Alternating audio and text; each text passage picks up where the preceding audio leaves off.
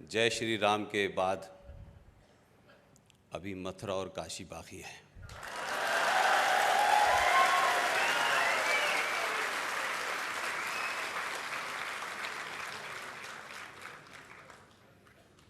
खड़की जिले के तमाम गणमान्य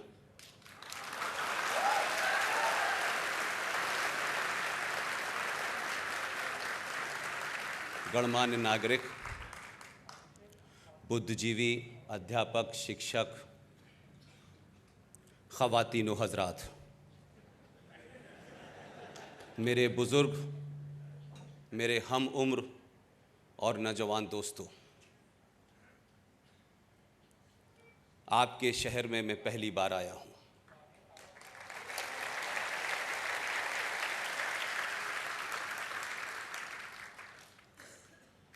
लेकिन 24 घंटे से ऐसा लग रहा है कि मैं पहली बार कभी नहीं आया यहाँ।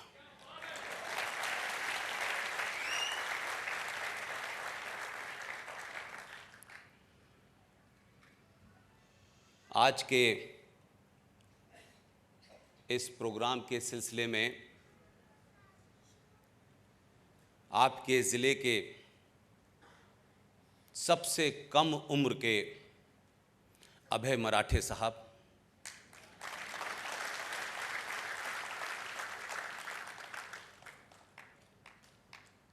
राष्ट्रीय दिनदर्शिका प्रचार मंच, उसके तमाम पदाधिकारी, कार्यकर्ता,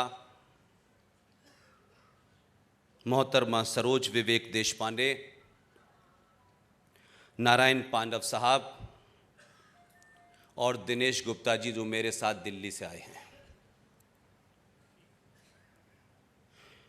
मेरी और आपकी मुलाकात एक ऐसे वक्त में हो रही है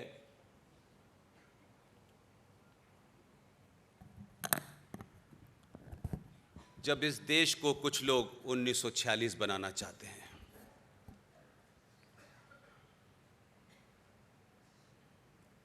मुझे ऐसा लगता है कि जिनकी ख्वाहिश 1946-47 में पूरी नहीं हुई थी, उसे इस बार पूरी कर देनी चाहिए।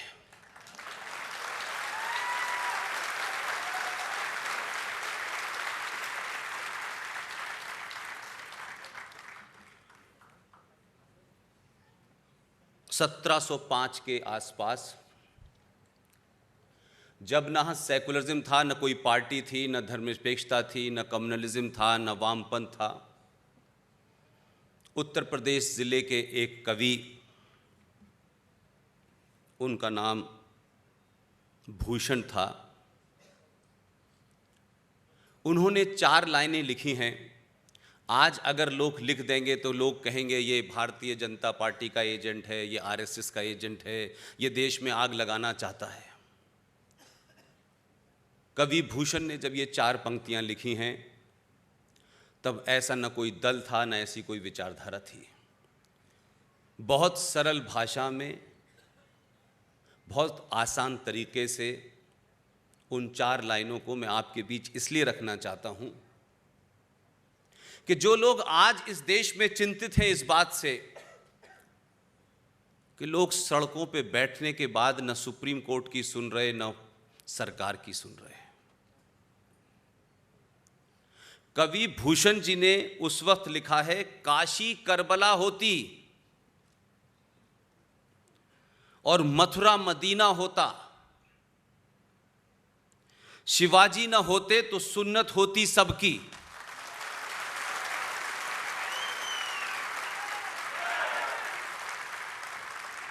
इसलिए छत्रपति महाराज शिवाजी की धरती, उनके मानने वाले संभाजी महाराज की ये जगह, आप तमाम सारे लोगों की मौजूदगी ये बताती है कि ये देश दोबारा बंटने वाला नहीं है।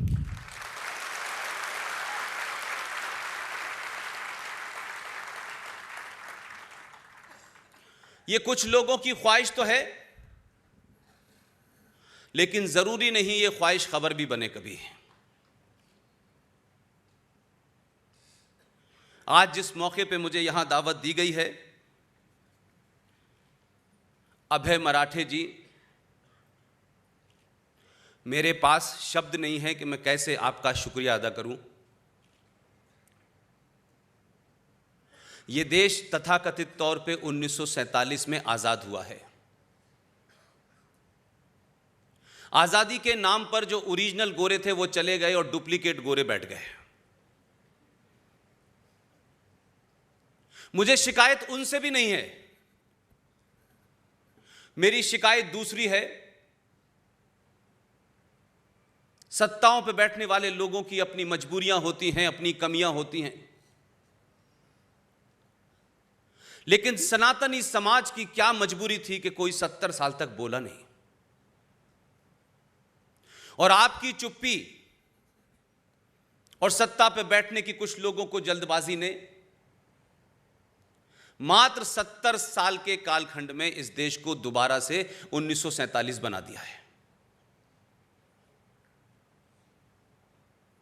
इसलिए मैं इस मौके पे उन तमाम लोगों का धन्यवाद करना चाहता हूं।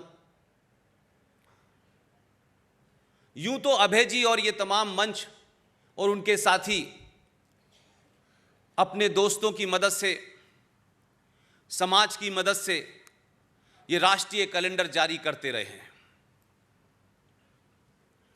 लेकिन ये पहली बार हुआ है कि इस राष्ट्रीय कैलेंडर की धूम, इसकी पहचान अमेरिका और ऑस्ट्रेलिया तक चली गई है।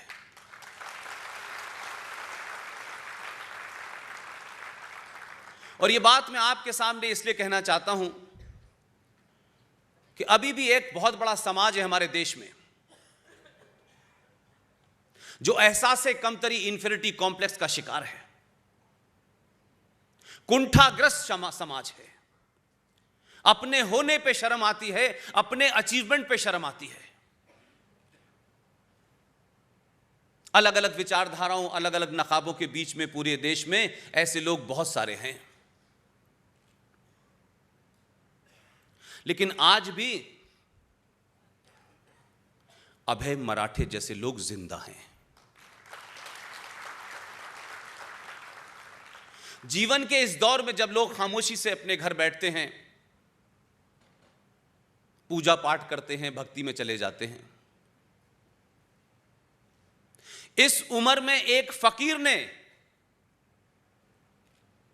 वो कर दिखाया जो 22 साल का नौजवान नहीं कर पा रहा।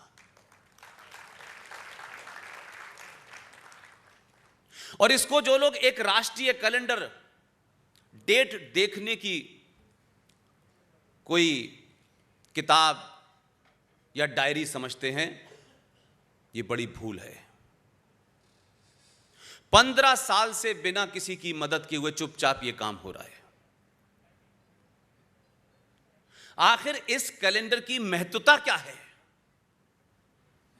क्यों यह महत्वपूर्ण है? उसकी तमाम टेक्निकलिटीज बताई,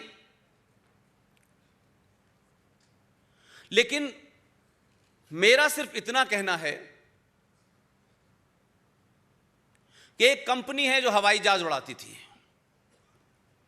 आजकल उसका मालिक भी उड़ा हुआ विदेशों में भागा हुआ है। हम कहां से चले थे और कहां पहुंच गए? पूरी दुनिया को ज्ञान देने वाले, सुंदरता की परिभाषा रचने वाले लोग आज इस मुकाम पे पहुंच गए हैं कि उस कंपनी का, उस एयरलाइंस का कैलेंडर लेने के लिए बड़े बड़े नेता लाइन में लग के लेते थे।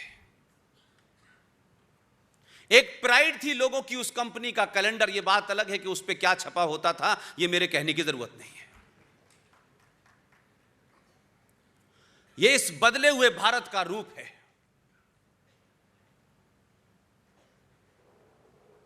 अगर यह कैलेंडर 1957 से छपा होता तो लोग आज इस कैलेंडर को लेने के लिए लाइन लगाते हैं।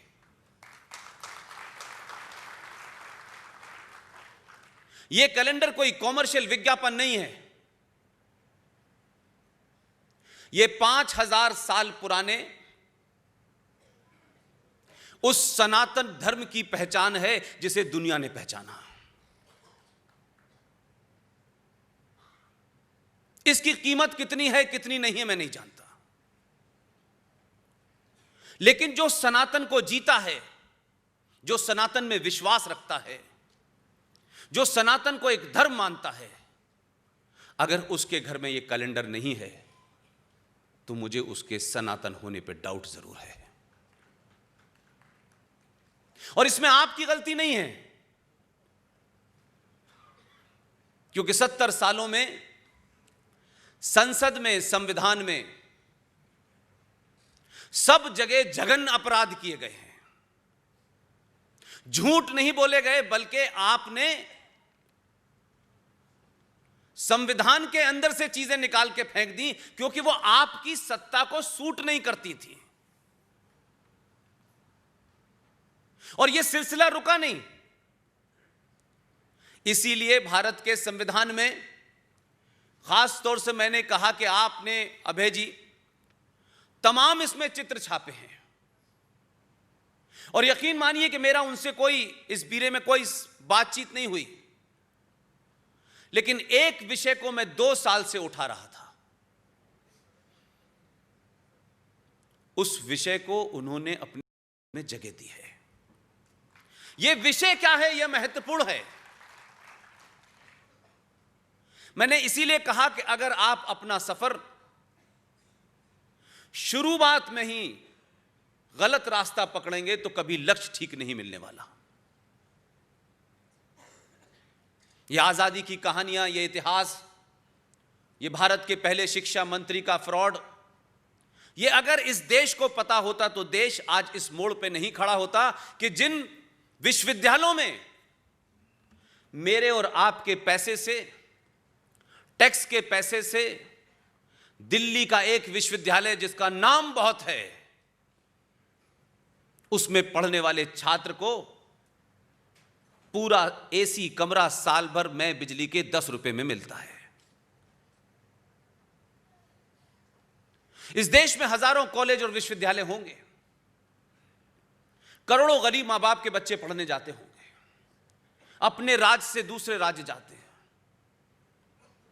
उनके रहने के, खाने की क्या व्यवस्था है, इसका किसी को अंदाजा नहीं है। ये उस गरीब मां बाप से पूछिए कि वो अपने बच्चे के रहने के लिए भी, जिनको हॉस्टल नहीं मिलता, वो 2-2, 4-4, 5-5 हजार रुपए देकर के बाहर रहते हैं।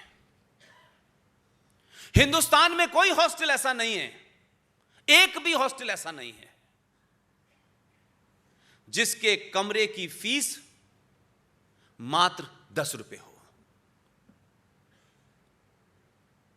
और हम इस बात के लिए भी कुछ देर के लिए भूल जाना चाहते हैं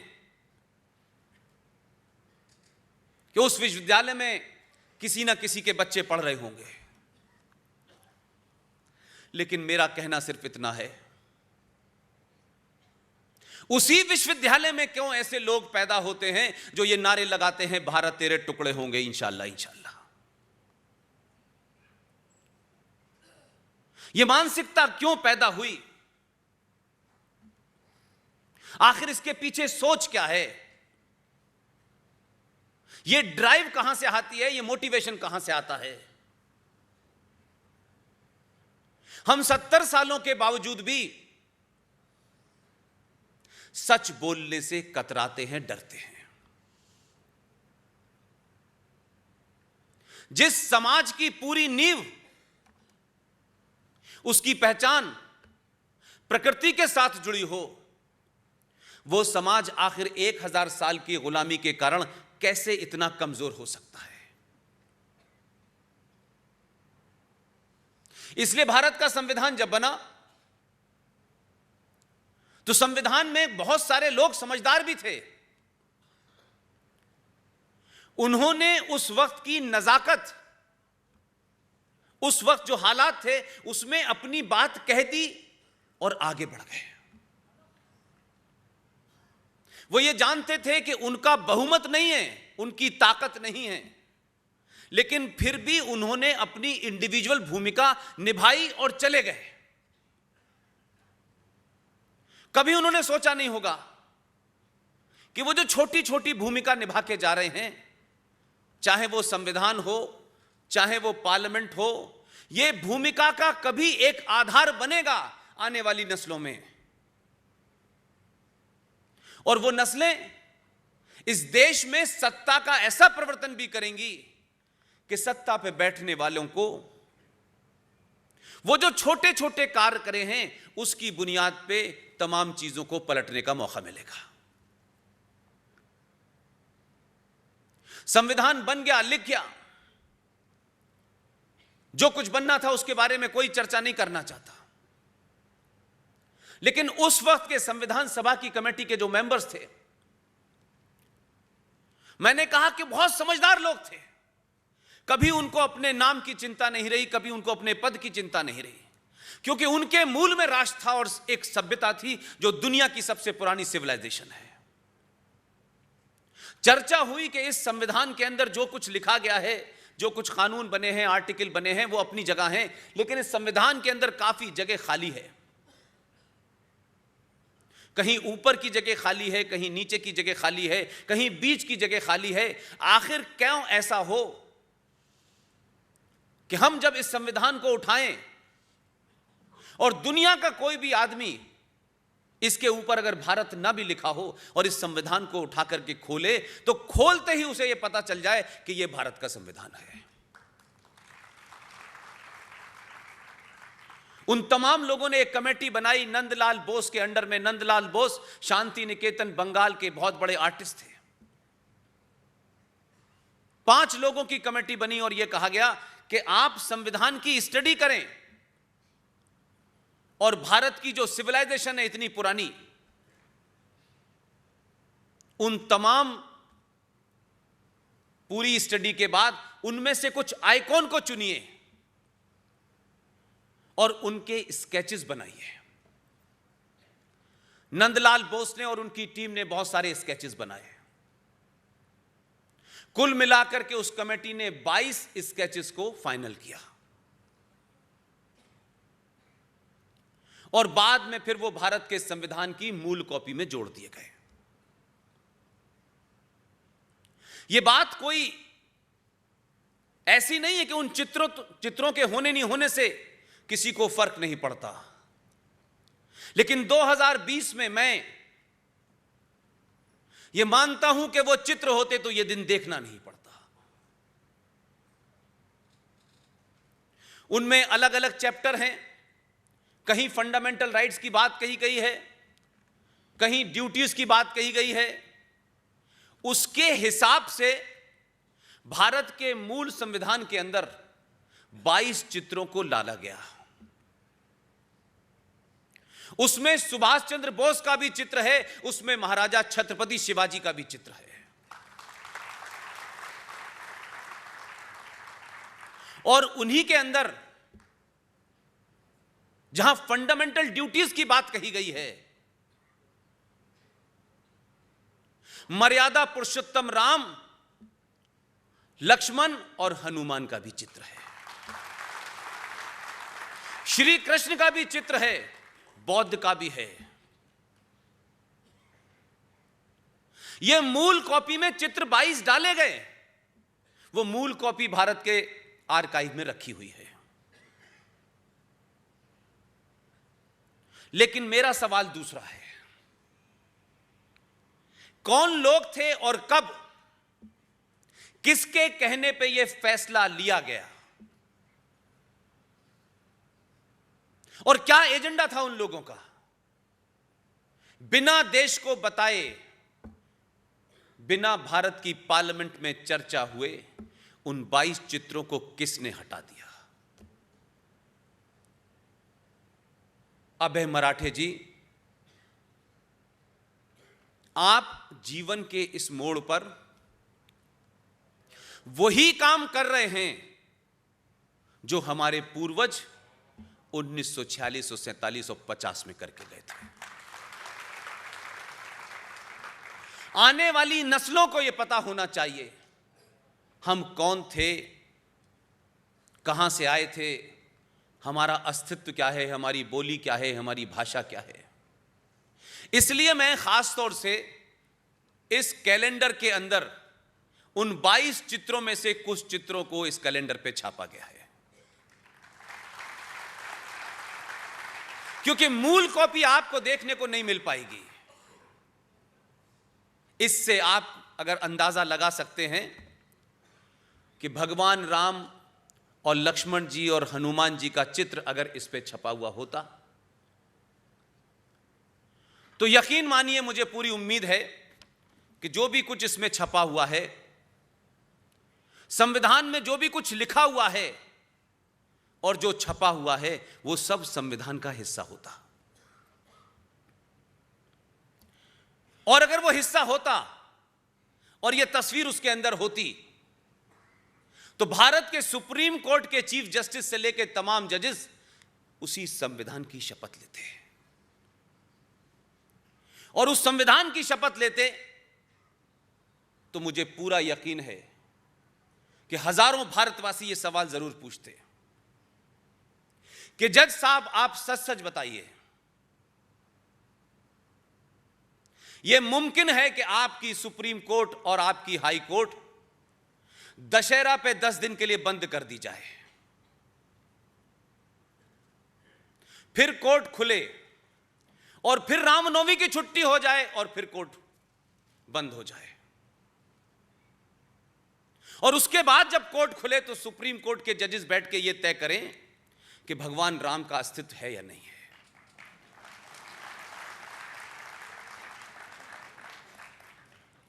इसलिए जो डिबेट इस देश में नहीं होनी चाहिए, उस डिबेट को खूब किया जा रहा है। जिस पे चर्चा होनी चाहिए, उसमें सुप्रीम कोर्ट और हाई कोर्ट हाथ जोड़ के याचक बना नजर आता है। इसलिए मैं मानता हूं, मेरी मांग है, और क्योंकि आप, मुझे पता है कि आप कितने बहादुर लोग हैं, आपकी बहादुरी के बारे में मुझे कुछ कहना नहीं है। यह आपकी बदकिस्मती नहीं, यह देश की बदकिस्मती है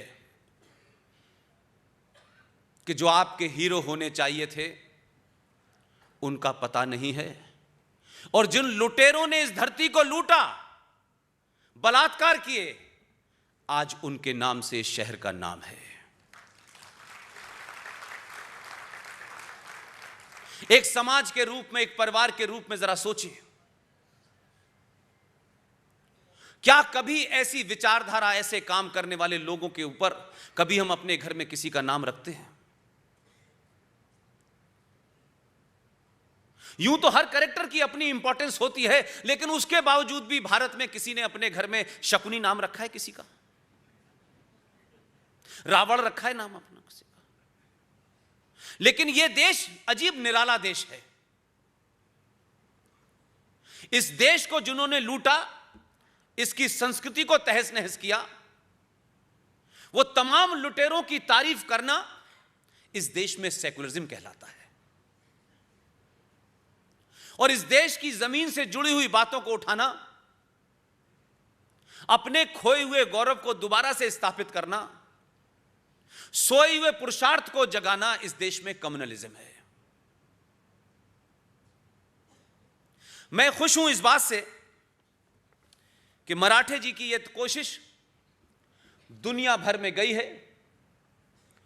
मेरे कुछ मित्रों ने जो विदेश में हैं, जब उनको पता चला कि भारत में इस किस्म का एक कैलेंडर जारी हो रहा है और तमाम ये 4-5 बुजुर्ग मिलकर जिंदगी की पेंशन इस कैलेंडर को छपवाने में लगा देते हैं। जिन लोगों ने प्रत्यक्ष और अप्रत्यक्ष रूप से अभय मराठे जी की उस कैलेंडर पे यकीन किया कि ये एक बहुत बड़ा काम हो रहा है, हो सकता है कि वो न्यूयॉर्क में बैठे हों, कैलिफोर्निया में बैठे हों, लेकिन आज भी उनका दिल भारत में ऐसे किसी भी काम करने वाले के साथ पूरी ताकत से खड़ा हो जाता है। इसलिए इस मंच से न्यूयॉर्क में रहने वाले गोपाल शर्मा जी, न्यूयॉर्क में रहने वाले योगदत्त जी, योगदत्त विलास साहब, कैलिफोर्निया में रहने वाले अश्वनी शर्मा जी और कैलिफोर्निया में ही रहने वाले संदीप गुंटूर जी को मैं मुबारकबाद और धन्यवाद देता हूं कि उन्होंने वहां से बैठ करके इस कैलेंडर का रूप बदले, इस कैलेंडर की क्वालिटी बदले, इस कैलेंडर में ज्यादा से ज्यादा इंफॉर्मेशन हो, इतनी दूर बैठ करके अभय मराठे जी और उनके मंच की मदद की। लेकिन अब मैं अपनी असली बात पे आता हूं।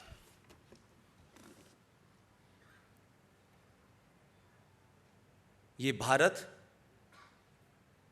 ये आइडिया ऑफ इंडिया, इसको कौन चैलेंज कर रहा है और क्यों चैलेंज कर रहा है? पूरे देश भर में एक हंगामा मचा हुआ है, लोग सड़कों पे निकले हुए हैं, लोग भारत के तिरंगे की आड़ में संविधान की कॉपी लेकर के बहुत सारे सवाल कर रहे हैं। मुझे उनके सवालों से कोई चिंता नहीं है। चिंता यह है कि जिन्हें 1400 साल पे जो बार बार ये कहते थे सिर्फ हम अल्लाह से डरते हैं,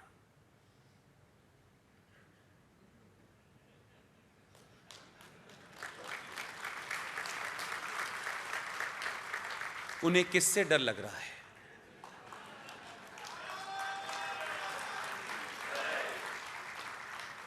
हम हजारों साल पहले भी कहते थे कि हम ईश्वर से डरते हैं और आज भी डरते हैं। इसलिए सवाल यह नहीं है, सवाल यह है कि आपका एजेंडा क्या था और इस एजेंडे को बल इस समाज की चुप्पी ने दिया। इसलिए सरकारों और राजनीतिक लोगों के ऊपर मैं टिप्पणी नहीं करता, उनका रेफरेंस में इस्तेमाल तो करता हूं मैं, लेकिन इतने बड़े समाज में सत्ता चलाने वाले कुछ राजनीतिक दल की गिनती बहुत छोटी होती है। समाज उनसे कई हजार गुना बड़ा होता है। समाज की भूमिका महत्वपूर्ण है, लेकिन हम एक लंबे समय के गुलामी के कालखंड से निकलने की वजह से हमको लगता है सब कुछ सत्ता को करना है, सरकार को करना है। हम यह भी भूल जाते हैं कि हमने सरकार चुनते क्यों हैं। हम सरकार से चाहते क्या हैं, सरकार को क्या करना चाहिए, यह भी शायद हमें पता नहीं है। इसीलिए आप सरकारें चुनते थे और जिन बुनियाद पे चुनते थे वही काम वो करते थे। 70 सालों में सरकारें चुनी आपने सरकार चुन करके किसी को इनकम टैक्स में रिबेट चाहिए, किसी को बिजली का बिल फ्री चाहिए, किसी को पानी फ्री चाहिए। ये तमाम सरकारें थीं। 5% लोग वोट देंगे, कुछ 16% लोग वोट देंगे, इधर से मिलाओ उधर से मिलू करके एक सरकार बनेगी। फिर सरकार में मंत्रालय इस बात पे बटेंगे कि मलाईदार मंत्रालय कौन सा है। हम खुल्लम खुल्ला इन चीजों की चर्चा मीडिया में करते हैं। फला पार्टी ने गठबंधन में मलाईदार मंत्रालय रेलवे मांगा है। अब रेलवे में मलाई तो नहीं बिक रही, लेकिन रेलवे के अंदर घपले करने का ज्यादा स्कोप है। तो मंत्रालय भी इस बुनियाद पे बढ़ते थे, किसको फाइनेंस मिलेगा। यानी यहां काबिलियत का, उसकी एक्सपर्टीज का कोई लेना देना नहीं है। 15 पार्टियों की सरकार बनेगी तो यह तय होगा फाइनेंस किसे दो तो वो संतुष्ट हो जाए, जो असंतुष्ट है उसको कुछ और पकड़ा दो, जो नहीं कुछ बोल सकता उसे आप टूरिज्म पकड़ा दो। जिस देश में सरकारें इस बुनियाद पे बनेंगी वो राष्ट्र को बचाने के लिए कभी काम नहीं करेंगे। आपने उनकी जड़ में जो बातें कही हैं वो वही पूरा करते हैं। इसलिए उनके डीएनए के अंदर और एक बहुत बड़ा वर्ग इसमें तैयार हो गया जिन्हें लगता था इसी बुनियाद पे देश चलेगा। जब बीच बीच में हमारी निजी जरूरतें पूरी हो जाती थी तो हम कहते थे कि देखो यार सरकार आई है, ये कोई बड़ा काम नहीं कर रही, न 370 हटाती, बार बार वादा करते हैं। हमने क्या कभी 370 हटाने के लिए सरकार चुनी थी 70 सालों में? ईमानदारी से कहिए, हमने नहीं चुनी थी। देश तो वैसे भी चल रहा था, टुकड़ों में चल रहा था, कुछ घिसट घिसट के चल रहा था। ऐसे भी यह देश चल रहा था कि हम 130 करोड़ की आबादी के देश, दुनिया के सबसे बड़े लोकतंत्र को एक दिन और एक मिनट के लिए भी इस बात पे लज्जा और शर्म नहीं आई कि सनातन संस्कृति के मानने वाले, हजारों साल दुनिया को अपना ज्ञान देने वाले लोग, हमारे देश का विदेश मंत्री यूएनओ में जब उसकी बारी आती है कि वो अपने देश का रुख रखे, अपना पॉइंट बताए, कैसे कैसे बौनों को आपने चुना। एक भारत का विदेश मंत्री यूएनओ पे माइक पे जाकर के आधा भाषण टर्की का पढ़ने के बाद उसे पता चला कि ये तो टर्की का है। हम ऐसे बौनों के हाथ में हमने देश दिया है और हम राष्ट्रीय गौरव की बात करते हैं जिन बौनों को आपने बैठाया, इसीलिए पूरी दुनिया ने आपको कमजोर और बौना समझ लिया। उनको लगने लगा ये देश ऐसे ही है, और ऐसे ही है तभी ऐसे ऐसे लोग इसमें चुन के आते हैं कि एक प्रधानमंत्री हर मीटिंग में सो जाते थे। इस देश में एक ऐसा रक्षा मंत्री हुआ कि रक्षा मंत्री को एक प्रेजेंटेशन देना था। तीनों सेनाओं के बेहतरीन लोग मौजूद थे क्योंकि रक्षा मंत्री थे। उसमें से एक बेचारे छोटे से अफसर ने रक्षा मंत्री को एड्रेस करते हुए कहा कि रक्षा मंत्री, अब हम पावर पॉइंट प्रेजेंटेशन करते हैं। रक्षा मंत्री अपनी कुर्सी से खड़े हो गए। आपसे किसने कहा है बिजली विभाग में अपना दखल देने के लिए? वो बेचारा, मेरा ख्याल है पता नहीं खड़ा रह पाया होगा कि नहीं रह पाया होगा। उसकी मानसिक दशा क्या हुई होगी उस बेचारे अफसर की। वो ये नहीं समझ पा रहा था इन्हें कहां से समझाना शुरू करूं मैं। वो लगातार 5 मिनट तक धारा प्रवाह बोलते रहे। आप रक्षा मंत्रालय के लोग हैं, अपना काम करें। बिजली विभाग और पावर मंत्रालय में आपका क्या काम है? मैं ये घटनाएं इसलिए सुना रहा हूं, इससे कुछ देर के लिए हम हंस सकते हैं, लेकिन राष्ट्र के रूप में इससे ज्यादा शर्म की बात नहीं हो सकती। कैसे कैसे हमने लोग चुने हैं और किस्से बहुत सारे हैं। इसलिए मैंने कहा कि आप पहली बार इस देश में, न हम 1947 में थे, न धारा 370 हमारे सामने दी गई, न आर्टिकल 35 पे हमारे जमाने आया। हम तो यही सुन रहे थे सालों से, 370 हटनी चाहिए, 35 पे हटनी चाहिए, राम मंदिर पे फैसला कब आएगा। ये सुनते सुनते हमारे माता पिता, मां जीवित हैं, वो पिता हमारे जा चुके हैं। लेकिन आपके अंदर ये ऊंचा है, ये नीचा है, ये तमिल भाषा का है, ये मराठी भाषा का है, ये बिहारी भाषा का है, ये उत्तर प्रदेश का है, ये ब्राह्मण है, ये ठाकुर है। इतने वर्गों में आप बट गए, इतने वर्गों में आप बटे कि अब आपके पास कोई रास्ता ही नहीं था बटने के लिए।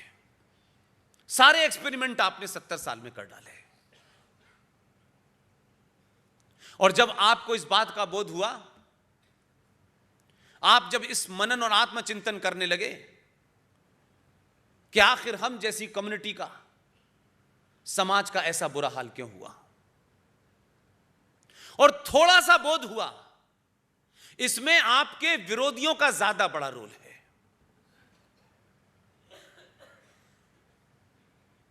जिन्होंने रोज आपको सुबह उठ के सूर्य नमस्कार से पहले गाली देना शुरू की और जब तक अस्त नहीं हो गया तब तक आपको खूब गालियां दी उन्होंने।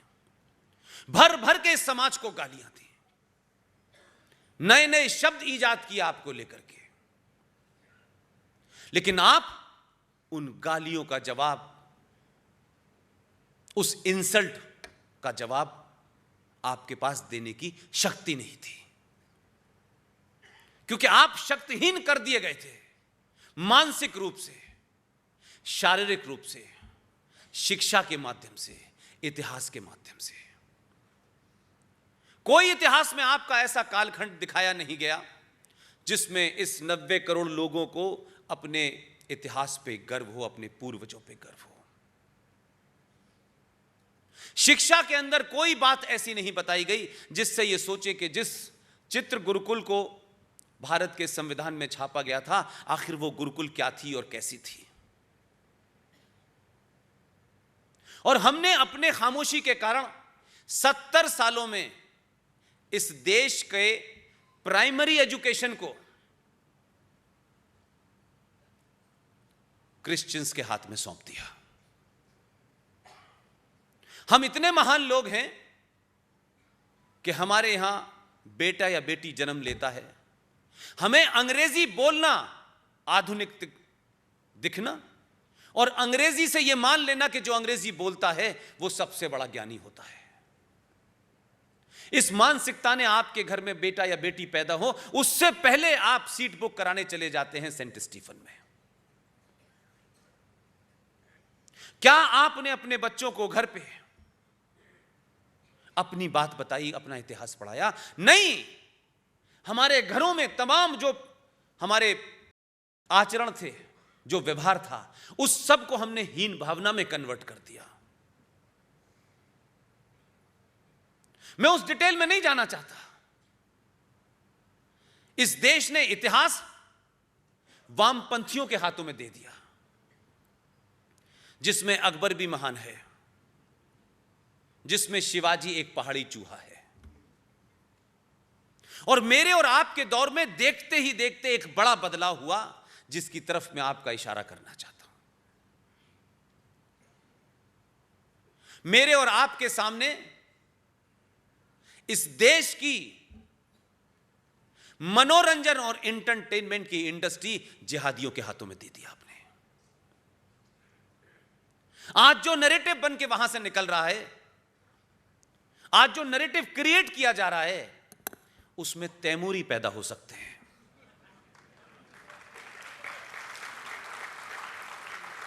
यह घटना कहां से चली, इसका भी आपने कभी एनालिसिस नहीं किया। मेरा तब भी मानना था और आज मेरा पक्का विश्वास हो चुका है, इस फिल्म इंडस्ट्री के अंदर यह किसी की निजी चॉइस है कौन किससे शादी करे और अपने बेटे का क्या नाम रखे, मुझे कोई फर्क नहीं पड़ता। लेकिन गुलशन कुमार की हत्या, यह गुलशन कुमार की हत्या नहीं थी।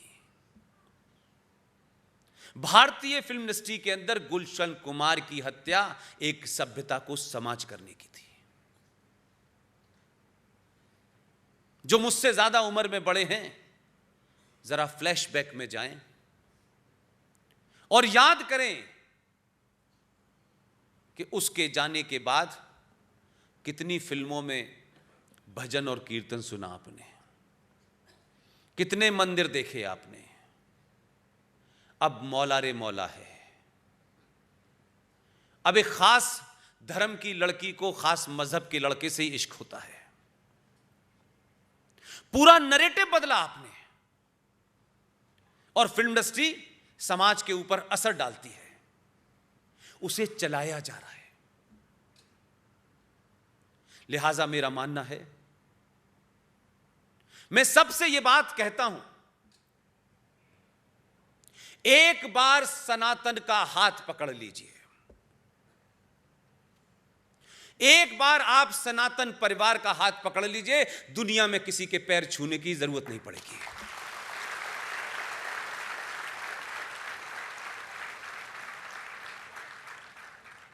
इसलिए आपको, मुझे इतिहास ने एक मौका दिया है, एक अपॉर्चुनिटी दी है।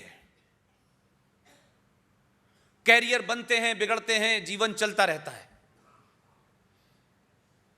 नौकरियां छूट जाती हैं तब भी घर चलता है, बुरे से बुरा वक्त आता है तब भी घर चलते हैं। लेकिन जब संस्कृति से, समाज से, सिविलाइजेशन से आप हटते हैं तो आप न देश चलता है न राष्ट्र चलता है। इसलिए इसकी चिंता मत कीजिए कि आपके समाज ने कितने सीईओ बनाए। सीईओ बहुत आएंगे चले जाएंगे, लेकिन यह सोचिए कि आपने इस राष्ट्र में कितने लोग ऐसे पैदा किए, कितनी माताएं ऐसी पैदा की, कितनी जीजाबाई आपने ऐसा पैदा की, जिससे कितने शिवाजी पैदा हुए।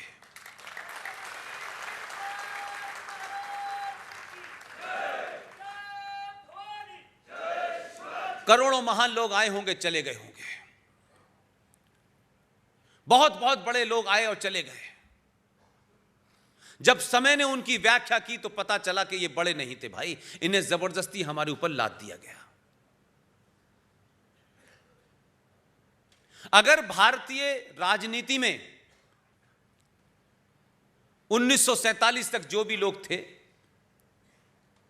मैं ये बात बिल्कुल डंके की चोट पे कहना चाहता हूं, तथ्यों और फैक्ट के साथ कहना चाहता हूं, जिन्हें हमने विजनरी मान लिया था, जिन्हें हमने महात्मा मान लिया था, अगर भारतीय पूरे स्वतंत्रता संग्राम और उसके भारत के बाद जो सरकार पहली बनी, उसमें सबसे ज्यादा किसी आदमी को गलत तरीके से समझाने की कोशिश की गई, समझाया गया, उस आदमी का नाम था B.R. अंबेडकर।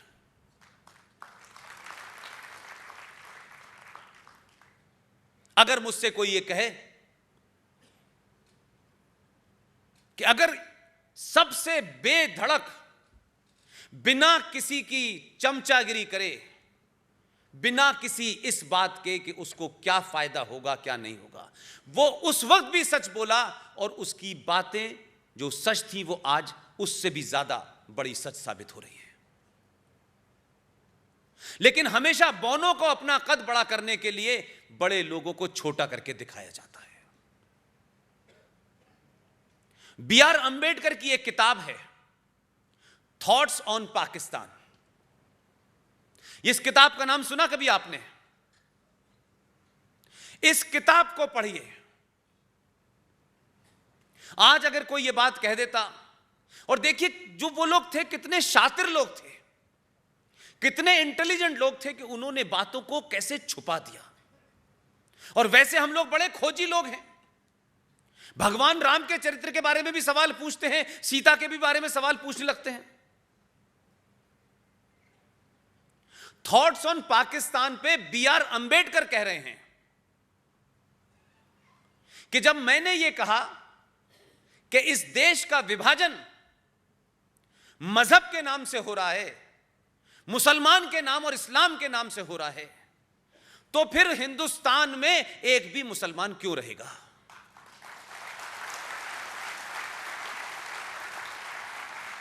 और जिसको पाकिस्तान बनाया गया, उस पाकिस्तान में एक भी हिंदू क्यों रहना चाहिए? लेकिन हम ऐसे तमाम लोग जो खरी खरी बात कह सकते थे, उनमें दम था, वो लिख के गए ताकि आने वाली जनरेशन को सच्चाई का पता चले। और वो जो विजनरी थे, जो आजादी से पहले ही नॉमिनेट हो गए थे भारत के प्रधानमंत्री, कुछ सच ऐसे होते हैं कि अगर सही समय पे न बोले जाएं तो फिर उन बोलने का कोई फायदा नहीं होता।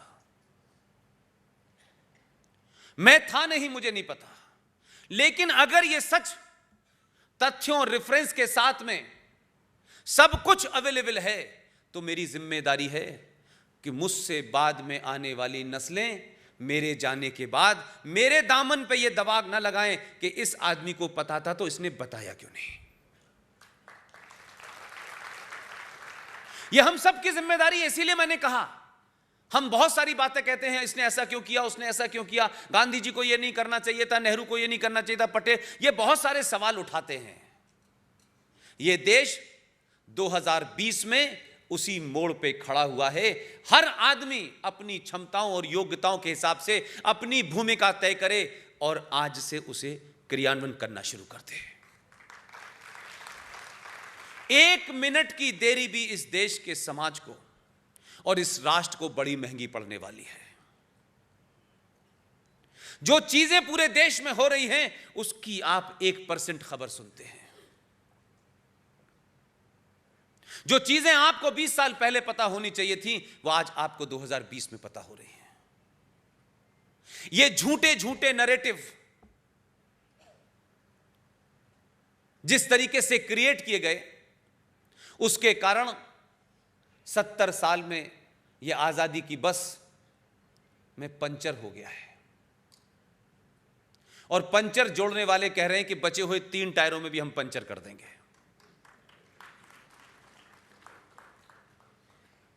क्योंकि हम लालच और स्वार्थ और मेरा और तेरा से ऊपर नहीं उठना चाहते। कोई तो 2, 4, 5 काम अपने स्वार्थों से उठ के ऊपर करिए। और इस समाज के मात्र अभी 4-5% लोगों ने पूरे देश भर में यह कसम खा रखी है, सरकार किसकी है किसकी नहीं है। चाहे वो मेजर जनरल जीडी बख्शी हो, पूर्व rocket director colonel RSN Singh हो, सुशील पंडित हो, ललित अंबरदार हो, शिफाली वैद्या हो, गौरव आर्या हो, ये तमाम सारे लोग किसी सत्ता में पार्किंग मिलने की चिंता के बगैर पूरे देश में एक अभियान चलाए हुए हैं। और इन तमाम लोगों से देश भर के वो तमाम ताकतें जो अब तक उनको लगता था कि हम कुछ नहीं कर पाएंगे, उनमें इस बात का भरोसा जगा रहे हैं कि आप ही सब कुछ कर सकते हैं, कोई और कर नहीं सकता। और इस मुहिम का असर यह है कि आप सिर्फ 5% जागे। मात्र 5% लोगों को समझ में आ गया कि खेल क्या हो रहा है। आपने अपनी ताकत का पूरा इस्तेमाल किया और 2014 पैदा कर दिया।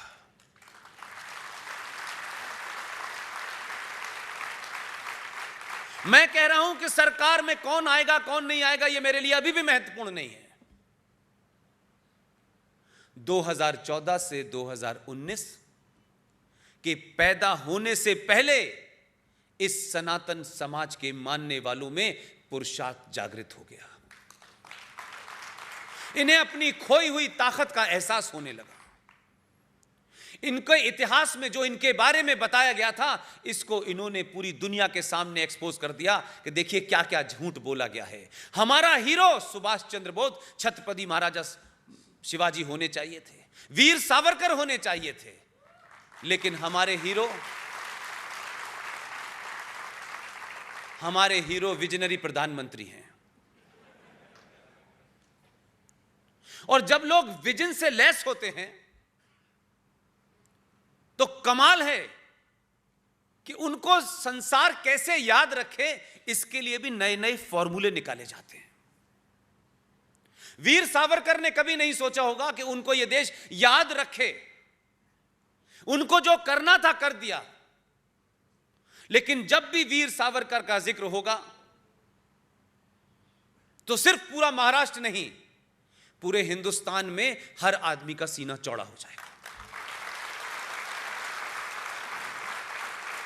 उनके नाम से किसी ने चिंता नहीं की कि उनके नाम से कोई पैदा कर दो जो समाज मुझे जबरदस्ती जाने, नहीं जानना चाहता है तब भी जाने। इसके नए नए तरीके निकाले गए। अगर वो इतने ही बड़े विजनरी प्रधानमंत्री थे तो 14 नवंबर को वो पैदा हुए तो समझ में आता है,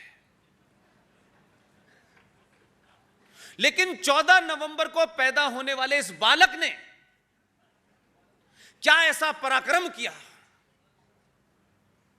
कि उसके दिन को हम बाल दिवस के रूप में मनाएं।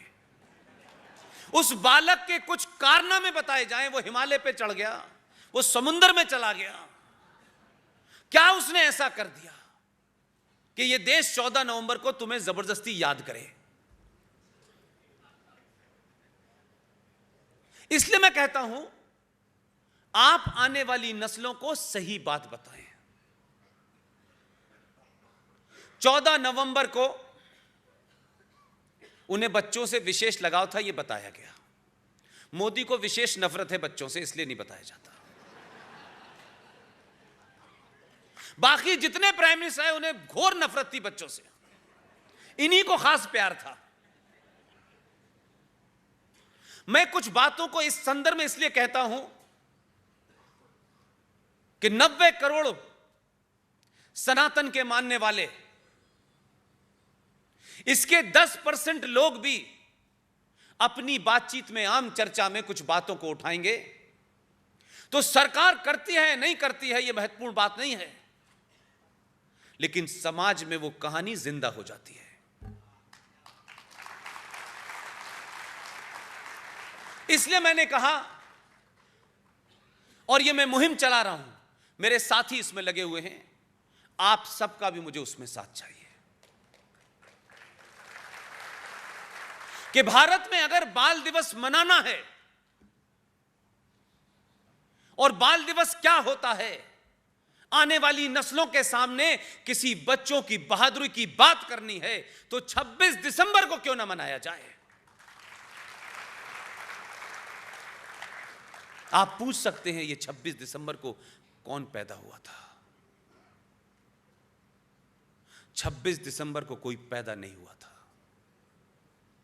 गुरु गोविंद सिंह के 4 पुत्र थे, 4 पुत्र थे उनके।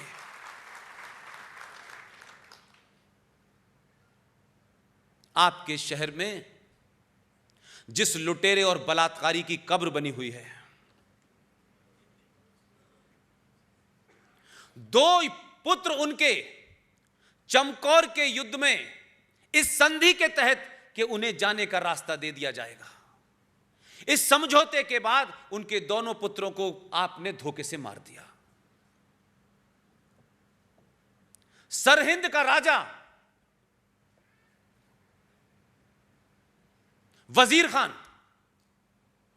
उसने गुरु गोविंद सिंह के 2 पुत्र जो छोटे थे, जिसमें एक का नाम साहबजादा जोरावर सिंह, जिसकी उम्र 9 साल थी, उनका सबसे छोटा पुत्र साहबजादा फतेह सिंह, जिसकी उम्र 6 साल थी। सरहिंद के राजा ने कहा, इनके पुत्रों को इस्लाम कबूल कराना है। उसका अर्दली आया और जब उसने फरमान सुनाया, यह सब कहानी मैं आपको नहीं सुना रहा, अगर आपको जाना है पंजाब जाइए, सरहिंद में दोनों बच्चों के मकबरे बने हुए हैं, दीवार पे सब कुछ वो लिखा हुआ है जिसे इस इतिहास से छुपाया गया। उस बच्चे से कहा गया कि इस्लाम कबूल कर लो, नहीं तो गर्दन कलम कर दी जाएगी। 6 साल के साहबजादा फतेह सिंह ने कहा, वाहे गुरु के अलावा किसी को नहीं मानता, किसी कीमत पे धर्म नहीं बदलूंगा।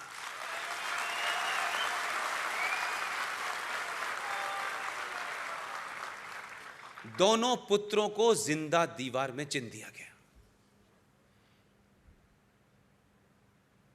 दोनों की मौत हो गई। उनकी दादी गुरजुरी देवी को जब पता चला, यह सुन के उनको सदमा लगा, उनकी भी मौत हो गई। और वो इतना बर्बर था वजीर खान कि दोनों पुत्रों को दफनाने के लिए, उनका अंतिम संस्कार करने के लिए जमीन नहीं थी। राजा टोडरमल ने कहा कि इतनी जमीन का कितनी अशरफी लोगे, उन्होंने जितनी जमीन चाहिए थी उतनी जमीन पे सारी अशरफियां बिछा दी, कहा कि इसकी कीमत ले लो, और फिर वहां उन दोनों का दाह संस्कार हुआ। लेकिन इससे आगे एक बहुत इंपॉर्टेंट स्टोरी है। यहां तक तो मानता हूं मैं कि अगर उनकी मौत, उनकी शहादत 26 दिसंबर को हुई थी, तो अगर भारत के बच्चों को 26 दिसंबर को अगर आप बाल दिवस मनाते तो भारत के बच्चों को इतिहास भी पता चलता और अपने पूर्वजों का पुरुषार्थ भी पता चलता।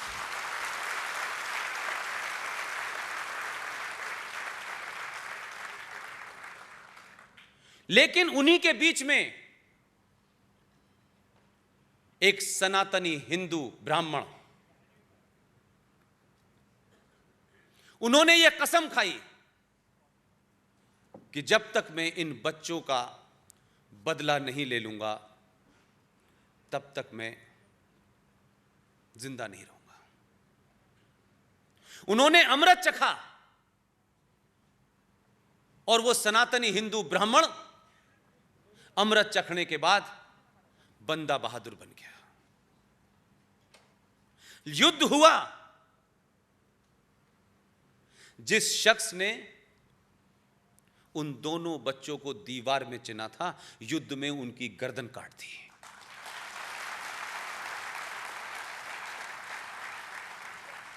इसलिए सत्ताएं बदलना क्यों जरूरी हैं? सब कुछ सत्ताएं नहीं करती, लेकिन सत्ता बदलने से पहले जब समाज का मिजाज बदल जाता है तो सत्ता बदलती है। और दिल्ली में मंडी हाउस नाम का एक मेट्रो स्टेशन के बाहर बंदे बहादुर की आदमकद मूर्ति लग जाती है। तब पता चलता है कि ये कौन है, और जब कौन है लोग पूछते हैं तो लोग फिर इतिहास बताते हैं। फिर लोगों को पता चलता है कि कन्वर्जन कोई आज की बीमारी नहीं है, बहुत पुरानी बीमारी है। उस पुरानी बीमारी से निपटने के लिए जो बंदा बहादुर ने किया था वो आज भी हो सकता है।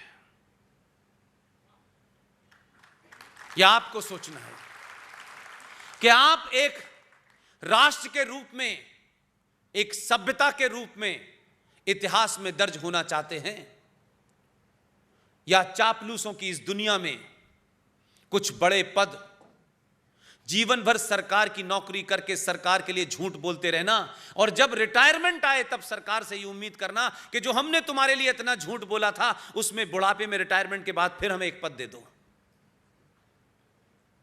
दुनिया में उन्हें कोई याद नहीं रखता है। बहादुरों की कहानियां कितनी भी छुपा लीजिए, समय आने पर बाहर भी आती हैं और दुनिया उन पर गौरव भी करती है। इस हॉल के भी बाहर बहुत सारे लोग बैठे हैं। मुझे बताया गया कि इस हॉल में जगह कम होने के कारण बाहर आपने टेलीविजन का इंतजाम किया है। आपके बीच में मुंबई के अंदर वाल्मीकियों के अधिकारों के लड़ने वाली एक महिला भी है जो मुंबई से चल के यहां आई है। यह बात मैं इसलिए आपको बताना चाहता हूं, आपकी जात क्या है, आप कौन हैं, कहां से आए हैं, यह कोई महत्व नहीं रखता। आपके जाने के बाद आपने क्या किया यह महत्वपूर्ण होगा। कश्मीर में जो कुछ हुआ उसमें मेरा और आपका कोई रोल नहीं था, ना हम कुछ उसमें कर सकते थे। हम यह भी कह सकते थे कि ऐसा कर दिया, वैसा कर दिया, यह नहीं हो सकता, अब तो बहुत मुश्किल काम है, यह तो संविधान में है। मैं मानता हूं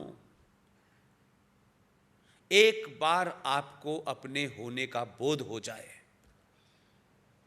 और आपके अंदर से लालच और मेरा तेरा दूर हो जाए तो दुनिया की कोई ताकत नहीं है जो आपसे कोई काम करने से रोके। मैं आपके बीच में वैसे ही खड़ा हूं जहां से 4 साल पहले सफर तय किया था। भारत के संविधान में एक जघन्य अपराध किया गया।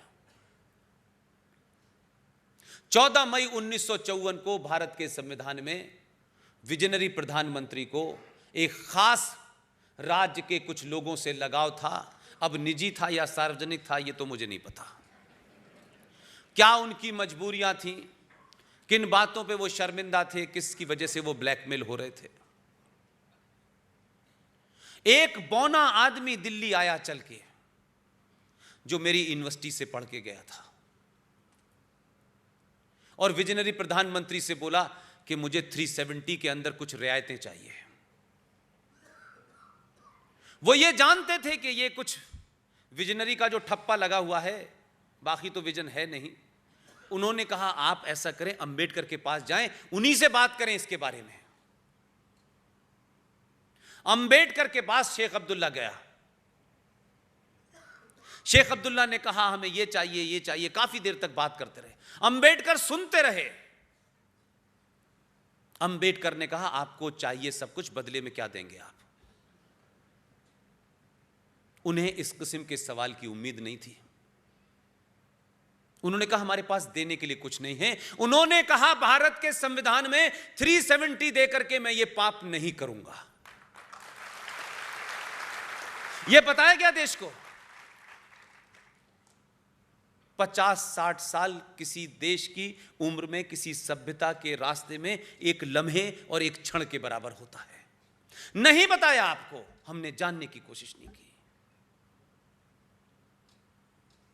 पाकिस्तान और पार्टीशन ऑफ इंडिया, यह भी B.R. अंबेडकर की किताब है। इस पे भी जरा कभी गौर करिएगा। आप बहुत लोगों की किताबें पढ़ते हैं, सच बोलने वाले लोग उस वक्त भी मौजूद थे और आज भी मौजूद हैं। हमने पहचानने में देर कर दी। सब कुछ जो आज हो रहा है वही लिख के गए हैं। इसलिए मैं कहता हूं कि अगर सच मानो में 1947 के बाद यह तय होना था कि भारत का कौन होगा, तो मैं आज दावे से कहता हूं B.R. अंबेडकर से बड़ा कोई हो ही नहीं सकता।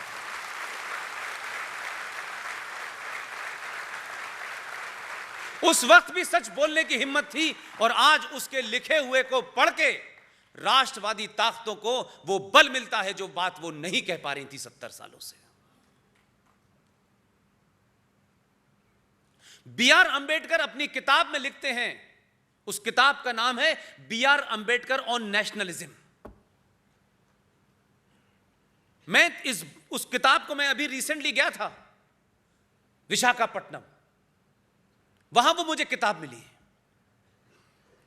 उसको पढ़ के मुझे लगा कि विजनरी किसे कहते हैं।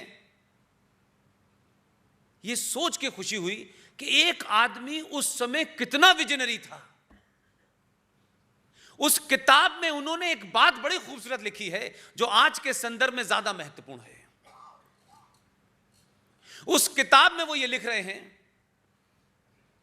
क्या अंग्रेजों ने अगर हमें रेल दी, सड़कें बनाई, हमें सुविधाएं दी, तो क्या इसके बदले में हम अंग्रेजों को भगाने और इस देश के छोड़ के जाने के लिए स्वतंत्रता का आंदोलन बंद कर दें?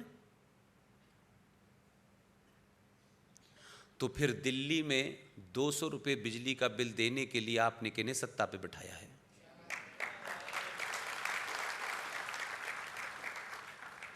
अगर कोई विदेशी ताकत आज आपको कह जाए कि हम साल भर आपके बच्चों को विदेशी ब्रांड के कपड़े देंगे,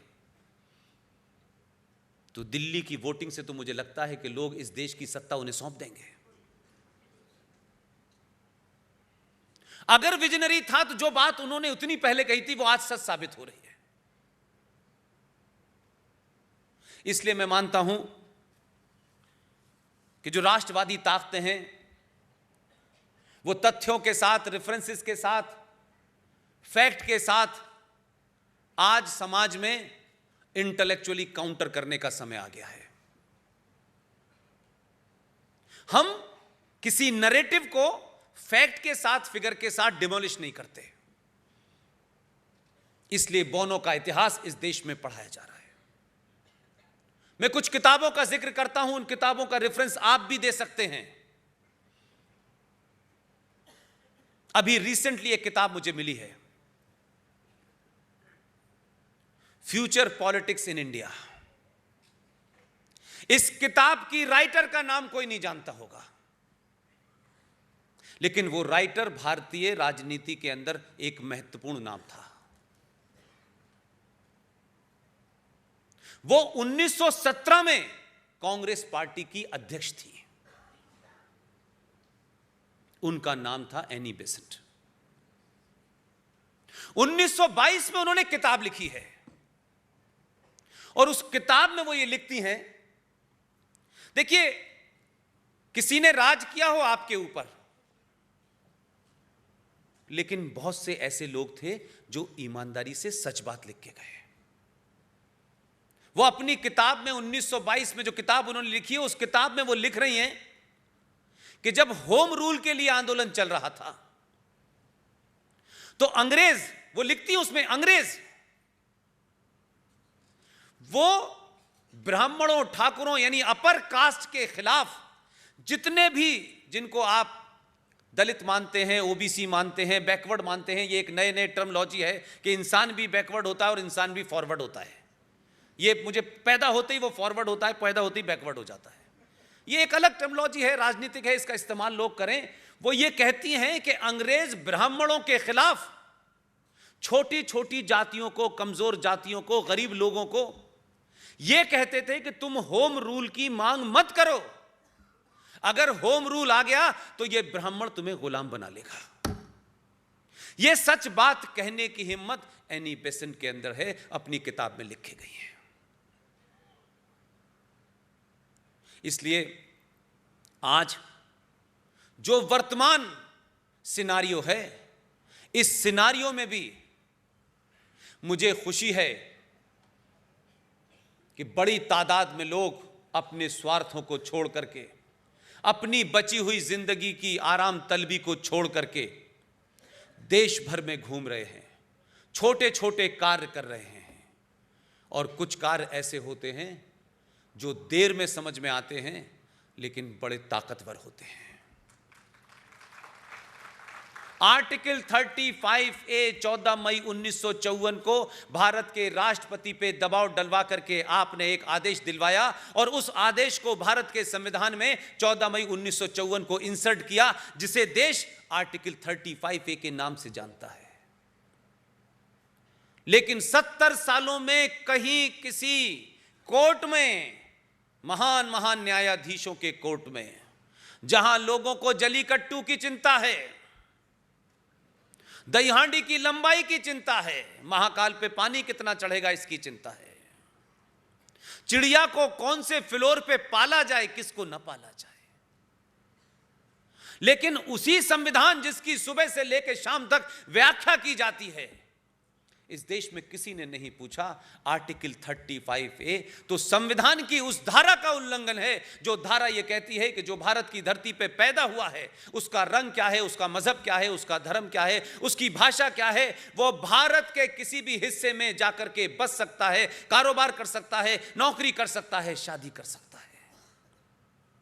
नहीं चर्चा हुई, क्योंकि हमारे यहां चर्चाओं से भटकाने के लिए बहुत सारी फिजूल की चर्चाएं चल रही हैं। कभी इस पे कोई सवाल ही नहीं उठा। ये देश को 70 सालों में ये पता ही नहीं चला कि ये आर्टिकल 35A स्पेसिफिकली खास तौर से जम्मू कश्मीर के लिए बनाया गया। हमने बनाया और छुपा दिया, और पता ना चले इसका इंतजाम किया। इसीलिए मैंने कहा कि इतने सारे लोग जो हजारों की तादाद में इस हॉल में बैठे हैं और बाहर बैठे हैं, एक आदमी भी ईमानदारी के साथ किसी एक मुद्दे को उठाए, मुझे पूरा भरोसा है 2 साल में पूरी दुनिया जान जाएगी। और यही समाज उस सच्चाई को जानने के बाद सरकारों पे दबाव बना देगा। जब हमने ये मुद्दा उठाया तो बहुत लोगों ने हमको पागल कहा, बहुत लोगों ने हमें फला का एजेंट कहा। लेकिन हमें यह लग गया कि अगर हम राष्ट्र के लोगों को इस बात को तथ्यों के साथ बताएंगे तो हो सकता है जिनकी समझ में सीए आ गया है, उनकी समझ में ना आया हो ये, वो तो तैयार है कि हमें नहीं समझना, और जो चीज समझनी चाहिए वो समझ गए हैं। लेकिन इस देश की मेजॉरिटी को हमें पता था कि साफ साफ तरीके से समझाइए, आप किसी सरकार के, किसी पार्टी के सदस्य के रूप में बात मत कीजिए। आप अगर आपको किसी पार्टी, किसी संगठन, किसी व्यक्ति में और राष्ट्र में चुनाव करना है तो आप राष्ट्र के साथ खड़े होइए। न किसी व्यक्ति से बड़ा कोई संगठन है और ना ही किसी व्यक्ति संगठन से बड़ी कोई सरकार है। सबसे ऊपर राष्ट्र है। जो राष्ट्र के साथ खड़ा है उसके साथ खड़े हो जाइए। इसलिए 35A की आग पूरे देश में फैली। जो बड़े पढ़ने वाले लोग थे, जो बड़े समझदार थे और जो कुतर्क करते थे, जो आपकी बात को सुनना नहीं चाहते थे, उनके पास भी कोई सवाल भी नहीं था, जवाब भी नहीं था। उनको खामोश कर दिया हम लोगों ने, और सरकार पे दबाव बना। भारतीय इतिहास में, राजनीति के इतिहास में किसी पार्टी के मैनिफेस्टो में पहली बार आया कि हम सरकार में आए तो हम 370 भी हटाएंगे और 35A भी हटाएंगे। मैं आज भी वही हूं जो अगस्त 2014 में था। मेरी पोजीशन में कोई बदलाव नहीं आया, मेरी आवाज में भी कोई बदलाव नहीं आया, बल्कि और तेज होती चली गई। लेकिन इस देश में आर्टिकल 370 और 35A हटने से हुआ क्या? उसी जम्मू कश्मीर में 70 साल से पाकिस्तान के सियालकोट के इलाके से वाया जम्मू होते हुए जो 5600 परिवार आए थे, वो तमाम डोगरा थे, हिंदू थे, सिख थे, बौद्ध थे। वो 5600 परिवार 1957 में आके तक वहां आके बस गए। इसी आर्टिकल 35A ने, जिसके अंदर ये प्रोविजन थे कि जम्मू कश्मीर राज्य की सरकार जिसको चाहेगी नागरिकता दे सकती है, जिसको चाहे नहीं दे सकती। सबसे ज्यादा सेकुलरिज्म का और कश्मीरियत और जमहूरियत का ढोलक और नगाड़ा कश्मीर में बचा।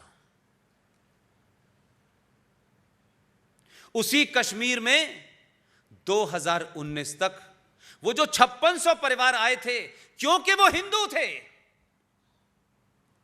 इसलिए उस आर्टिकल 35A ने आज की डेट में 7.5 लाख हिंदुओं को भारत में कश्मीर की नागरिकता नहीं दी गई,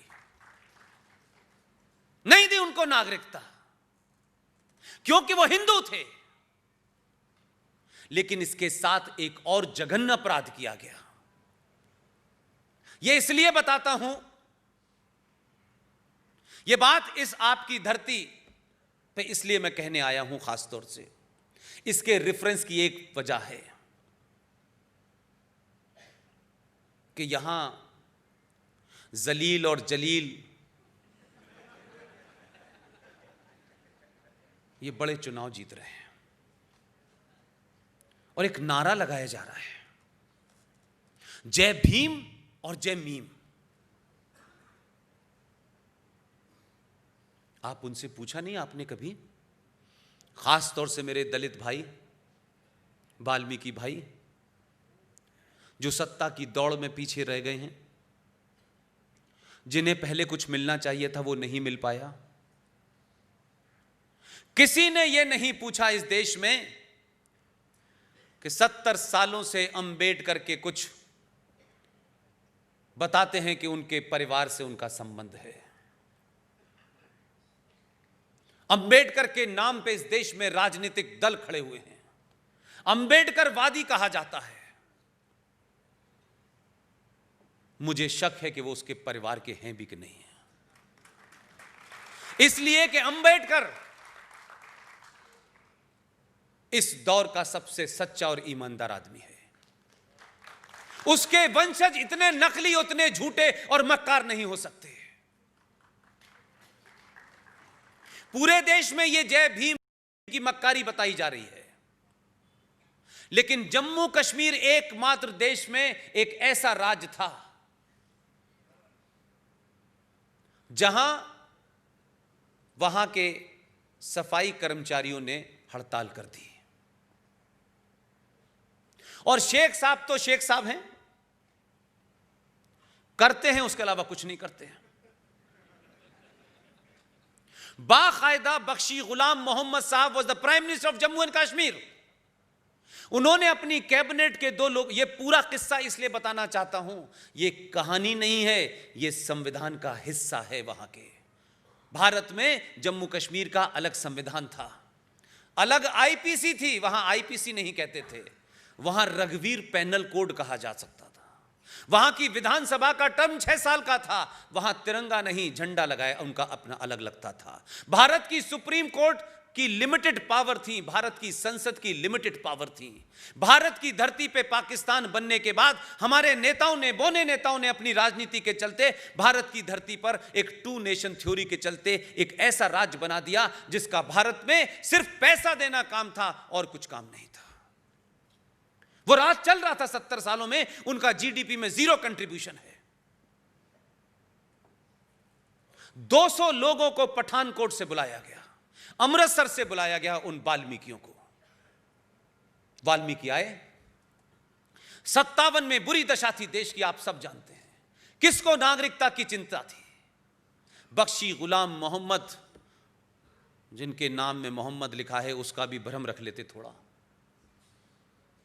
आपने कहा कि आप हमारे राज्य में, हम आपको नौकरी भी देंगे और नागरिकता भी देंगे। 1957 की घटना है ये। उन गरीब लोगों ने कभी दुनिया में दोबारा पलट के नहीं पूछा कि उनकी नागरिकता है क्या नहीं है। उनको नौकरी मिल गई, वो काम करने लगे। शेख साहब की गंदगी उन्होंने साफ की। आज तो आधुनिक सिस्टम आ गया है, आप उन लोगों से नहीं मिले। देश का बड़े से बड़ा नेता नहीं मिला उनसे। दलितों की बात करने वाले तो दूर दूर थे। पिछले 70 सालों में इस पूरी व्यथा को किसी ने बताया तक नहीं। वो बच्चे, हमारे और आपके बच्चे, जिस समय मोबाइल से दुनिया के बारे में जान रहे होते थे, उतने ही पढ़े लिखे बच्चे, उतने ही टैलेंटेड बच्चे, उन 200 लोगों के जो लोग आए थे, उनकी गिनती अब 2.5 लाख हो गई है। कच्ची डलिया में शेख साहब की गंदगी लेके किलोमीटर तक ऐसी जाते थे। गंदगी उनके मुंह से होती हुई कपड़ों पे जाती थी। ये इस आधुनिक भारत की बात बता रहा हूं। मुझे नहीं पता 5000 साल पहले क्या होता था। उन लोगों से मिला हुआ हूं, उन लोगों के पास बैठा हूं, उनके साथ खाना भी खाया है। ताली की कोई बात नहीं है। ये मैं इस रेफरेंस में बता रहा हूं कि जब आग यहां लगी होती है तो आप कहीं भी जा सकते हैं। 200 लोगों की गिनती 2.5 लाख हो गई। जहां भी आपको ये मक्कार जय भीम और जय मीम वाले मिले, मीम वालों से मुझे इसलिए शिकायत नहीं है कि मैंने जो 1400 साल पहले किताब थी उसे मैंने पढ़ लिया। उसमें क्या लिखा है मुझे पता है। मुझे उनके चरित्र में कुछ भी पता करने की आवश्यकता नहीं है। 20 साल तक उस पूरे चरित्र को जिया हूं मैं। वो 2.5 लाख लोग जम्मू कश्मीर के संविधान में, अब आपको इस जय भीम और जय मीम की दोस्ती की पराकाष्ठा बताना चाहता हूं। जम्मू कश्मीर के संविधान में एक एग्जीक्यूटिव ऑर्डर पास किया गया और कहा गया कि ये जो दलित हैं, जो वाल्मीकि हैं, ये यहां रह सकते हैं। हाई स्कूल और 12वीं से ज्यादा इन्हें पढ़ने की छूट नहीं है। यह भी महत्वपूर्ण नहीं है, उनको भी नागरिकता नहीं दी गई क्योंकि वो भी 57 में आए थे। जो दुनिया के लिए सबसे शर्म की बात है, वो जो एक्टिविस्ट, जो अपने आप को दलित एक्टिविस्ट कहते हैं, जो दलितों के मसीहा बने घूम रहे हैं, जो जरा से संविधान में ऊंच नीच हो जाए तो आग लगा देते हैं। एक आदमी मेरे 25-26 साल के पत्रकारिता के कैरियर में, और 4 साल से जब मैंने उसमें इस्तीफा देकर के यहां आया, मुझे किसी कोने में, किसी गली में ये चर्चा सुनाई नहीं दी, ये सच मेरे कानों में सुनाई नहीं दिया। जम्मू कश्मीर में जिन लोगों को निजामे मुस्तफा चाहिए था, जो अल्लाह की हुकूमत स्थापित करने के लिए वहां मूसा और दुजाना पैदा हो रहे थे, उन्होंने कभी जिक्र नहीं किया इस बात का। चुपचाप जम्मू कश्मीर के संविधान में एक एग्जीक्यूटिव ऑर्डर पास किया और उसको रख दिया। पूरा देश सीरिया में क्या हो रहा है, लीबिया में क्या हो रहा है, इसकी चिंता बहुत है आप लोगों को। कहां किस पे अन्याय हो रहा है, कभी अपने घर के पीछे भी देखते कि दुनिया में ऐसा अन्याय किसी के साथ नहीं हुआ जो उनके साथ हुआ है। कोई किसी को मार दे, कोई किसी पे अत्याचार कर दे, यह एक इंडिविजुअल मामला है। जम्मू कश्मीर के संविधान में एक एग्जीक्यूटिव ऑर्डर पास किया गया। उस ऑर्डर में यह कहा गया कि ये 200 दलित जो हैं, ये यहां ये यहां रह सकते हैं, नौकरी कर सकते हैं, लेकिन ये एमबीबीएस की डिग्री ले लें, इंजीनियर की डिग्री ले लें, एमसीए की डिग्री ले लें, ये बड़े से बड़ी डिग्री ले लें, लेकिन हमारे संविधान का जो प्रोविजन है उसमें सिर्फ जम्मू कश्मीर में ये भंगी बन सकते हैं, उसके अलावा कुछ नहीं बन सकते। आपने संविधान में एग्जीक्यूटिव ऑर्डर पास करके एक जाति की आने वाली नस्लों का भविष्य पहले से तय कर दिया, क्योंकि उस राज्य में मुसलमान मेजॉरिटी में हैं और इस्लाम के हिसाब से सरकार चलाना चाहते हैं। आज उनके बच्चे राष्ट्रीय चैंपियन हैं। आज आपके राष्ट्र में, आपके प्रदेश में आकर के उन्होंने एमबीबीएस किया है, इंजीनियरिंग की है, लेकिन जम्मू कश्मीर राज्य के लोग जब नौकरी वो अप्लाई करते हैं तो कहते हैं कि आप नौकरी तो हम आपको देंगे, लेकिन आप सिर्फ भंगी की नौकरी करेंगे, दूसरी नौकरी नहीं करेंगे। वो लोग चिल्ला चिल्ला के कह रहे हैं जय भीम जय मीम। इस लड़ाई को पूरे देश ने देखा। बहुत लोगों के लिए आर्टिकल 370, 35 पे हट जाना, उससे बहुत कुछ बदला है, मैं हो सकता है, लेकिन इस मॉडर्न टाइम में मंगल ग्रह और चांद ग्रह और दुनिया में जाने कहां कहां जाने की बात हो रही है, क्योंकि वो गिनती में थोड़े थे। इसलिए इस देश की सामूहिक राष्ट्रीय चेतना नहीं जगी, राजनेताओं की नहीं जगी। प्रोफेसर, रीडर्स जो बड़े बड़े दिल्ली में घूम रहे हैं, इंटेलेक्चुअल बने घूम रहे हैं साहब, ये दलित एक्टिविस्ट हैं, ये दलित प्रोफेसर हैं, कभी उन्होंने या तो जाना ही नहीं या जाना तो बोला नहीं, क्योंकि इससे उनको लाभ नहीं होने वाला था, इससे उनका पॉलिटिकल एजेंडा नहीं सूट होता था। मुझे इस बात की खुशी है कि आर्टिकल 370 और 35 पे हटा। इससे ज्यादा बड़ी इस बात की खुशी है कि इसके हटते ही इतनी बड़ी दुनिया में जो 200 लोग थे, वो 2.5 लाख लोग अब आजाद हो गए हैं।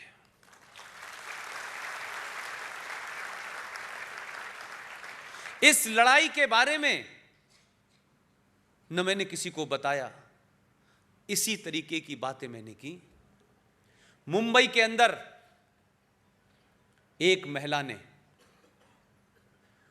जो खुद वाल्मीकि समाज की है, इसको सुना के उनको सुनाया जो सुनना नहीं चाहते थे, और खूब जोर जोर से सुनाया। उन्होंने कहा ये झूठ है, फलाना है, ढिमाका है।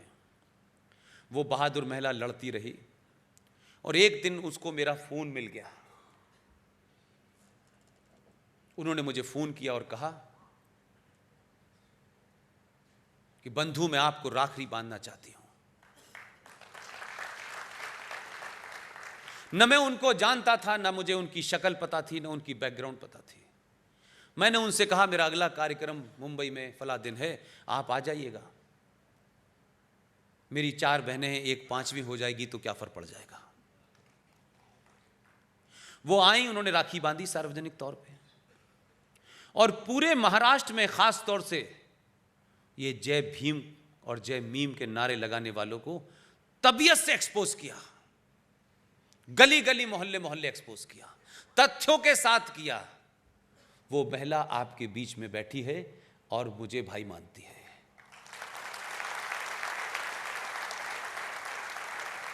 और आज उस महिला के जहां भी जाती है, लोगों को यह डर लगता है कोई नया एजेंडा लेके आई है।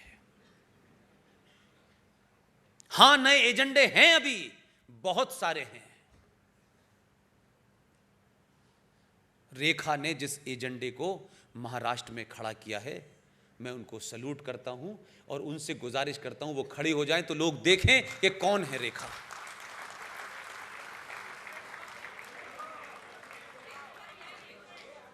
ये हैं।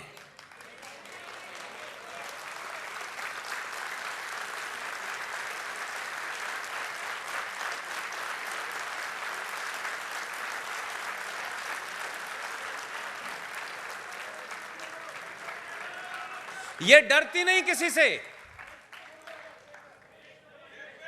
कमाल की बात यह है कि जब लोग इसको डराने आते हैं तो अक्सर टेलीफोन पे ये मुझसे क्या कहती है पता है आपको? पहले तो मैं उनसे डरती नहीं, और जब ज्यादा डराते हैं तो कह देते हैं मैं बुला लूंगी दिल्ली से।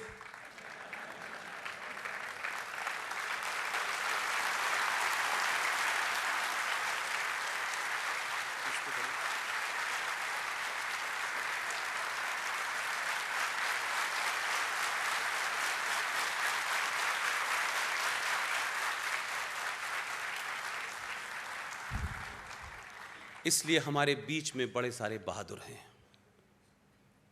उन्हें एहसास कराना है। हजारों ऐसे मुद्दे हैं जिसके लिए मुझे हजारों रेखाएं चाहिए।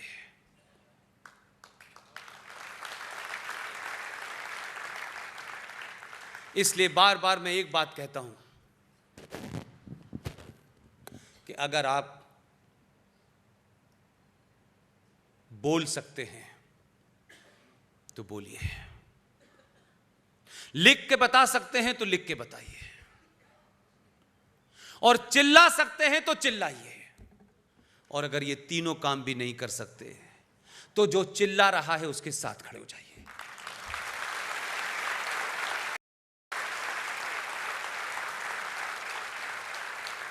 समय कम है।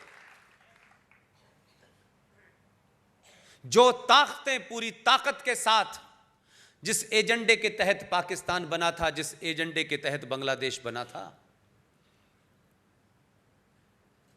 आज वो ताकतें भारत के अंदर भारत के आइडिया ऑफ इंडिया को चैलेंज कर रहे हैं।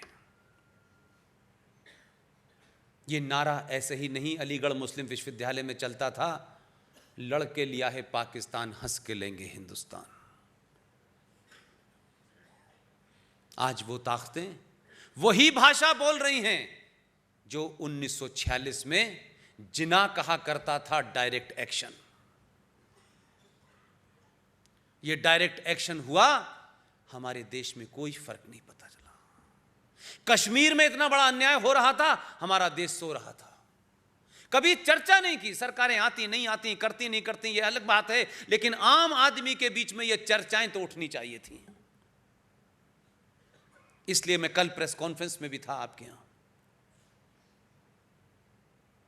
क्या आप सोच सकते हैं भारत में, आजाद भारत में, दिल्ली जैसी जगह जहां इतना वाइब्रेंट समाज है, हर बात पे चर्चा करता है, दिल्ली यूनिवर्सिटी के एक कॉलेज के बीए पास 1 के कोर्स में 10 साल से यह पढ़ाया जा रहा था कि सीता जी रावण की छींक से पैदा हुई है। यह तो बहुत छोटी बात है। यह भी उसमें पढ़ाया जा रहा था कि सीता माता के लक्ष्मण से अनैतिक संबंध थे। यह दिल्ली में बीए पास 1 के कोर्स में ऑथराइज होकर पढ़ाया जा रहा था, लेकिन देश को इसकी चिंता नहीं थी, कोई बोला नहीं। उस 10 सालों में हजारों हिंदू परिवार के बच्चे उस बीए पास 1 के कोर्स से निकले, लेकिन आपका घर और आपके समाज में ऐसी शिक्षा दी गई है कि अगर आपके पूर्वजों को, अगर आपके फेथ को, आपके आइडियल्स को भी अगर कोई बुरी बात कहता था तो आप रिएक्ट नहीं करते थे। इसलिए बहुत सारी ताकतों को लगता था इस समाज को कुछ भी करो, ये समाज सोया हुआ है। बड़ी मुश्किल से एक हमारी दोस्त सीनियर एडवोकेट मोनिका अरोरा ने इसकी लड़ाई लड़ी, वो जीती और फिर कोर्ट से हटा। मैं ये बात इसलिए कह रहा हूं कि अभी 70 साल के कुकर्मों को हटाने के लिए हमारी पीढ़ी जो है खप जाएगी। इसलिए बहुत सारी चीजें ऐसी हैं जब तक वो नहीं हटेंगी तो आपको उजाला नजर नहीं आएगा, और जैसे जैसे हट रही हैं आपको सूरज की रोशनी नजर आ रही है और आप सूर्य नमस्कार करने पे बात करोगे। और तो दूसरी तरफ चिंता है जो ताकतें दिल्ली में हैं, जो बंगाल में हैं, जो अलीगढ़ में हैं, जो रामपुर में हैं, जो लखनऊ में हैं। शायद अब उनके घर में जगह नहीं रही है, इसलिए लोग सड़कों पे आ गए हैं। ये एजेंडा CAA नहीं है। जो दिल्ली में दंगा हुआ है वो CAA के कारण नहीं हुआ है। इसलिए मैं इस देश की कोर्ट से भी ये गुजारिश करता हूं, ईमानदारी से काम करें।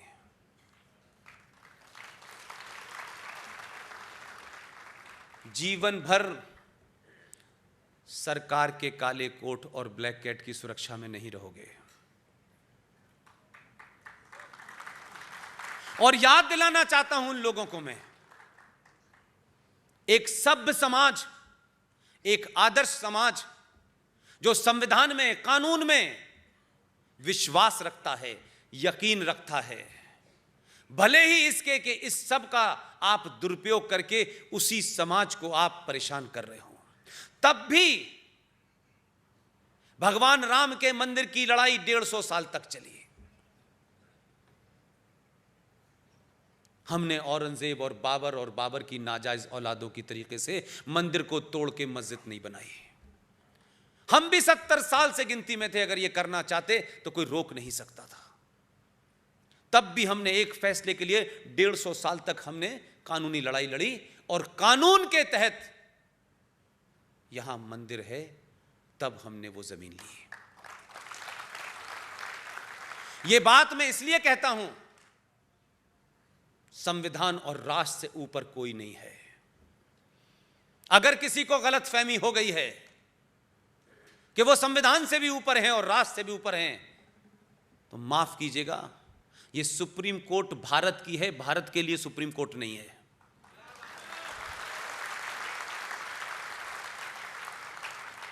इसलिए ये दिल्ली के अंदर ड्रामा रचा जा रहा है, क्योंकि आपके अपॉइंटमेंट दलाल सरकारों के हाथों होते हैं, आप उनका कर्ज चुका रहे हैं।